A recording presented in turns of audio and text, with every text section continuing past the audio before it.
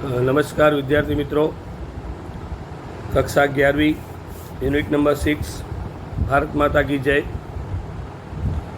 जिसके राइटर है पंडित जवाहरलाल नेहरू, जिनका जन्म सन 1889 में और जिनका निधन सन 1964 में हुआ था। स्वतंत्र भारत के पहले प्रधानमंत्री पंडित जवाहरलाल नेहरू का जन्म इलाहाबाद शहर में हुआ था, जिनके पिताजी का नाम मोतीलाल नेहरू और जो ऐसे एक वकील थे। जवाहरलाल की शिक्षा इंग्लैंड में हुई, इंग्लैंड में पढ़े और स्वदेश आने के बाद गांधी के साथ स्वतंत्रता संग्राम में वो शामिल हो गए और इस कार्य के लिए वो कई बार जेल भी गए। उनकी शक्ति, साहस एवं लोकप्रियता के कारण गांधी जी ने उनके अंदर बहुत ही विश्वास किया और उनको अपना उत्तराधिकारी घोषित किया। मतलब गांधी जी की जब 1948 में निधन हो गया, सन 1950 के आसपास जो गांधी जी का निधन हुआ 48 में, तो उस समय देश को चलाने के लिए देश की बागडोर इन्होंने पंडित जवाहरलाल नेहरू के हाथ में सौंपी। विश्व शांति के प्रखर हिमायती और बच्चों के बहुत ही प्रिय ऐसे पंडित जवाहरलाल नेहरू आज भी हमारे बीच अपने विचारों से मौजूद है। यहाँ पर भारत माता की जय के माध्यम से इन्होंने यहाँ पर ये बताया कि जब किसान लोग आंदोलन कर रहे थे तो उस समय ये रोहतक से दिल्ली के बीच रास्ते से दिल्ली आ रहे थे और उसी के बीच में किसान लोग भारत माता की जय करके नारा बोल रहे थे और उसी के बीच में उनको ये नहीं पता था कि इसलिए आंदोलन हो रहा है। मतलब जुलूस जो होता है उस प्रकार से जो एक भीड़ में होते हैं, उनका जो माध्यम है, उनका जो लक्ष्य है वो उनको पता नहीं होता है, फिर भी लोग अपने कार्य के हेतु उनको बुलाया जाए तो जुड़ जाते हैं। और उसी प्रकार की बात यहाँ पर एक भारत माता की जय के माध्यम से पंडित जवाहरलाल नेहरू को जो अनुभव हुए उसको इन्होंने यहाँ पर हमारे सामने प्रस्तुत किए हैं। विद्यार्थी मित्रों, किताब अपने हाथ में रखिए, हम इसको पढ़ते हैं और पढ़ते के साथ साथ इसको समझ लेते हैं ताकि आपको अच्छी तरह समझ में आ जाए कि इसमें क्या क्या बातें और प्रमुख बातें क्या क्या है। रात हो गई थी, हम तेज़ी से रोहतक दिल्ली रोड की ओर बढ़े। मतलब रात का समय हो चुका था, रोहतक से दिल्ली की तरफ आ रहे थे, क्योंकि उस रात की हमें दिल्ली पहुंचकर गाड़ी पकड़नी थी और उस रात वहाँ पर पहुंचकर हमें दिल्ली के लिए गाड़ी पकड़नी थी। नींद मुझे बुरी तरह घेर रही थी। मतलब उस समय इनको नींद भी बहुत ज़्यादा आ रही थी, ज़्यादा नींद घेर रही थी, मतलब थकान की वजह से नींद आ गई थी। एकाएक हमें रुकना पड़ा और उसी के बीच में इनको यहाँ पर अचानक सा रुकना पड़ा, क्योंकि बीच सड़क पर आदमी और औरतें की भीड़ बैठी थी और बीच सड़क पर आदमी और औरतें इकट्ठा होकर उस रोड के बीच में बैठे हुए थे, क्योंकि उनको पता था कि पंडित जवाहरलाल नेहरू यहाँ से गुजरने वाले हैं, इसलिए उन्होंने रास्ता रोका हुआ था। कुछ के हाथों में मसाले थी। मसाला आप जानते हो, जिस तरह हाथ में पकड़ा जाता है और ऊपर आग जलती रहती है, उस प्रकार की मसाले यहाँ पर हाथ में लेकर लोग खड़े थे। वे आगे बढ़कर हमारे पास आए। जब उन्हें संतोष हो गया कि हम कौन हैं, तब उन्होंने बताया कि दोपहर से वो वहाँ बैठे बैठे इंतज़ार कर रहे हैं और वो हमारे पास आए और उनको पता चला कि चलो भाई हम ही हैं। तो उनको संतोष हुआ कि हम लोग दोपहर से यहाँ पर बैठे बैठे आपका इंतज़ार कर रहे हैं कि कब आप आए और कब आपसे मुलाकात हो।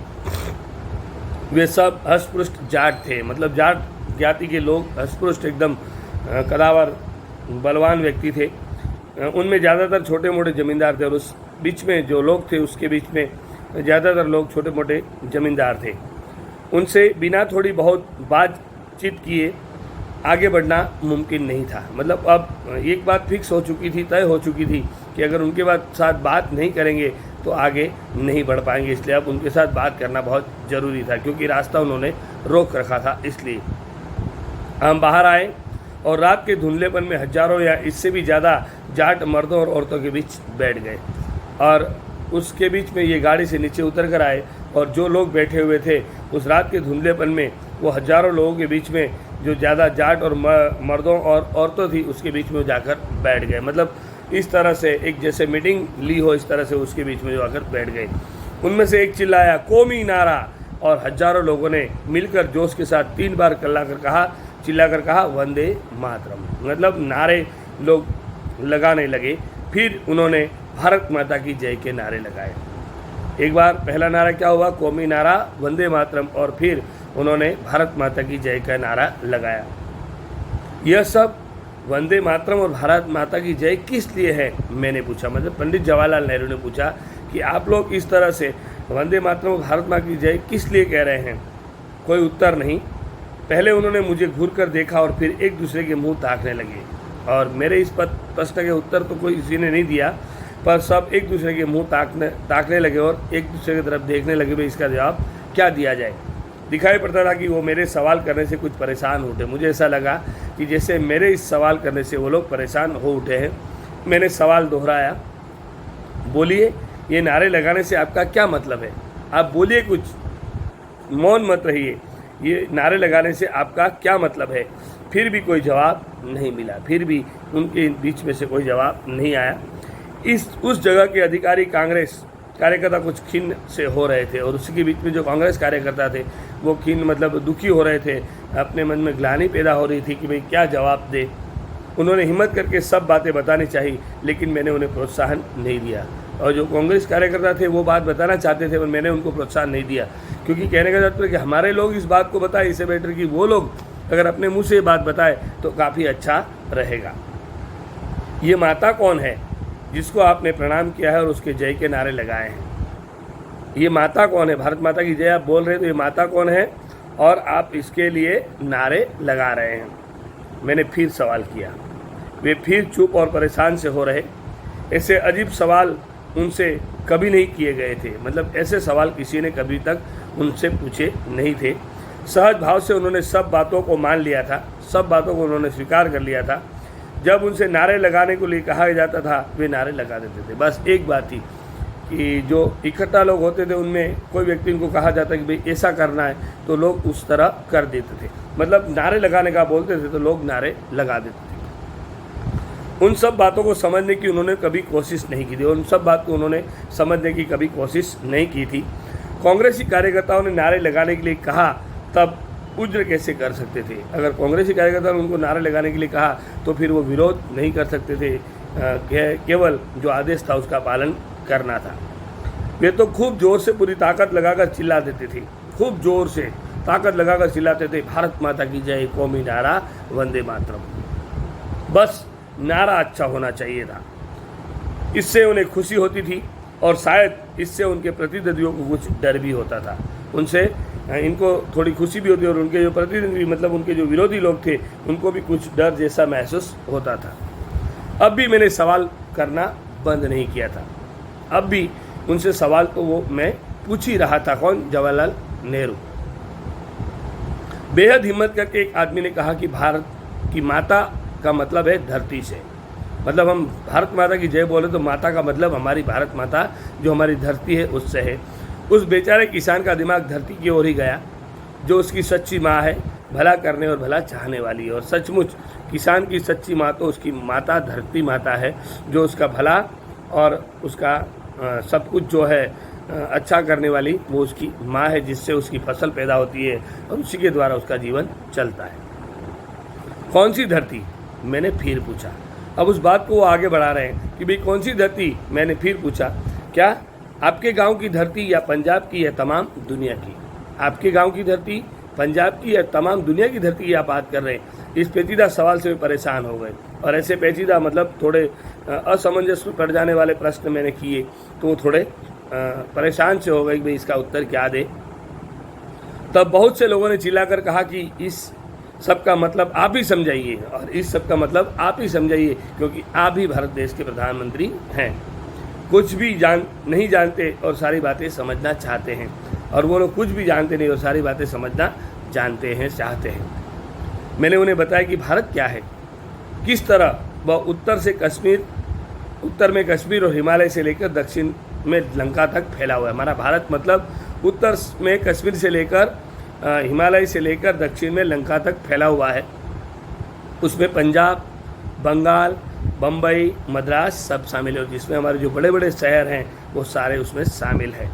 इस महाद्वीप में उनके जैसे करोड़ों किसान हैं जिनकी उनकी जैसी ही समस्याएं, और इसके अंदर आप जो कह रहे हैं इस महाद्वीप में, मतलब इस बहुत बड़े भारत देश में जो करोड़ों किसान हैं जिनकी बहुत आपके जैसी बड़ी बड़ी समस्याएं हैं, उन्हीं की से मुश्किलें और बोझ वैसी कुचलने वाली गरीबी और आफत, और उनके बीच में उनको कुचलने वाली उनकी जो गरीबी और उनकी समस्याएं हमारे बीच में है। यही महादेश हिंदुस्तान उन सब के लिए भारत माता है, और यही महादेश इन सब के लिए उत्तर से लेकर दक्षिण तक, कश्मीर से लेकर कन्याकुमारी तक और नीचे लेकर मतलब लंका तक हमारा देश फैला हुआ है, जो हम सब के लिए वो भारत माता है, जो उसमें रहते हैं और जो उसके बच्चे हैं, और जो इस देश में रहते हैं और जो इस देश के बच्चे हैं। भारत माता कोई सुंदर बेबस असहाय नारी नहीं है। भारत माता कोई सुंदर असहाय या बेबस या लाचार नारी नहीं है, जिसके धरती तक लटकने वाले लंबे बाल हों, जिसके धरती तक लंबे लटकने वाले, आपने भारत माता का चित्र देखा होगा जिसमें बहुत बड़े बाल दिखाई दिए हैं, जैसे अक्सर कल्पित तस्वीरों में दिखलाया जाता है। हम लोगों ने कल्पना की हुई तस्वीर, हमने अधिकतर तैयार की हुई तस्वीर देखी है जिसमें भारत माता का चित्र हम लोग देखते हैं।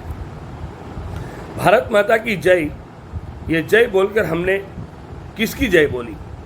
इस भारत माता की जय हमने बोली तो सही, पर ये किसकी जय बोली? उस कल्पित स्त्री की नहीं जो कभी भी नहीं है, उस कल्पित स्त्री की नहीं जो कभी भी नहीं है। तब क्या वह जय हिंदुस्तान के पहाड़ों, नदियों, रेगिस्तानों, पेड़ों, पत्थरों की बोली जाती है? मतलब ये हम लोग जय बोलते हो किसकी बोली जाती है? तो ऐसा नहीं है। ये लोग, हम लोग जो जय बोलते हैं वो हमारी खुद की जय बोलते हैं, क्योंकि हम भारत देश के निवासी हैं। नहीं, उन्होंने जवाब दिया, लेकिन कोई ठीक उत्तर वे मुझे न दे सके। बस किसी ने केवल एक उत्तर दिया नहीं, पर वो अच्छी तरह से उत्तर नहीं दे पाए। निश्चय ही हम जय उन लोगों की बोलते हैं जो भारत में रहते हैं। हम उस व्यक्ति की जय बोलते हैं जो भारत में रहते हैं, उन करोड़ों आदमियों की जो उसके गांव और नगरों में बसते हैं। उस करोड़ों व्यक्ति की जय बोल रहे हैं जो इस गांव और शहरों में और नगरों में बसते हैं। मैंने उन्हें बताया, इस जवाब से उन्हें हार्दिक प्रसन्नता हुई और उन्होंने अनुभव किया कि जवाब ठीक भी है, और उनको हार्दिक प्रसन्नता हुई, खुशी हुई, और उन्होंने अनुभव किया कि ये जवाब उनका बराबर है। ये आदमी कौन है? निश्चय ही आप और आपके भाई। और ये सारे आदमी कौन है? आप है और आपके भाई लोग हैं। इसलिए जब आप भारत माता की जय बोलते हैं तो वो खुद अपनी और हिंदुस्तान भर के अपने भाई बहनों की जय बोलते हैं। इसलिए आप जो जय बोल रहे हैं वो अपनी खुद की भी जय बोल रहे हैं, साथ साथ में हिंदुस्तान में जो आपके भाई बहन रह रहे हैं उन सब की आप जय बोल रहे हैं। याद रखिए, भारत माता आप ही हैं और आप अपनी ही जय बोलते हैं। भारत माता आप हैं और आप अपनी ही जय बोलते हैं।